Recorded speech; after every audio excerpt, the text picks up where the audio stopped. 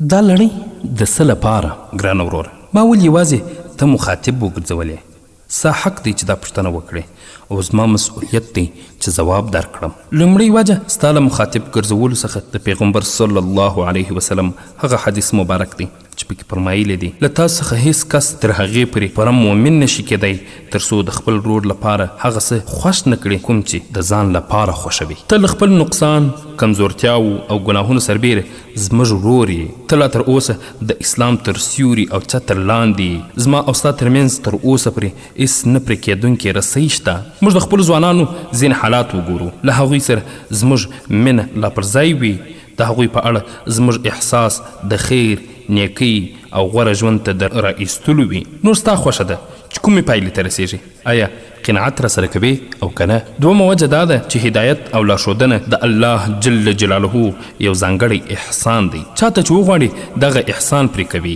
دا د بندګانو په واک او اختیار کې نه وي. حتی د یوې ورځې لپاره په خپل مال ځیرکتیا او پوهې سره نشي ترلاسه کولی. د اول او آخر د الله جل جلاله ځانګړی نعمت او احسان دی. د دې نعمت اړوند زما مسؤلیت دا دی چې د هغه د قدردانۍ او شکرانې په موخه یې نورو ته ورسوم. درېیمه وجه دا ده چې که ته زما څخه د حق پیغام وانه اورې نو له چا څخه یې اورېدل غواړې؟ د یهودو، نصاراو، مشرکینو، مجوسو او ملحدینو څخه، یا یې ستا له هغو دشمنانو څخه چې له انساني اخلاقو څخه خالي فلمونه درته جوړوي، انځوریزې درته خپروي، بلکې په دې لاره کې ټول رسنیز کانالونه په کار اچولي تر څو تا د شهوت په ډنډ کې راګیر کړي. یا هم ته د حق لارې بیان له هغه چا څخه غواړې چې د شهوت پارونې اسباب او وسایل خپروي، د ځوانانو او پیغلو عزتونه لټوي، له هرې روا او ناروا لارې مالونه جمع کوي. یا د حق بیان له خپلو هغو ملګرو څخه غواړې چې ټول عمر په چټیاتو، لهو لعب،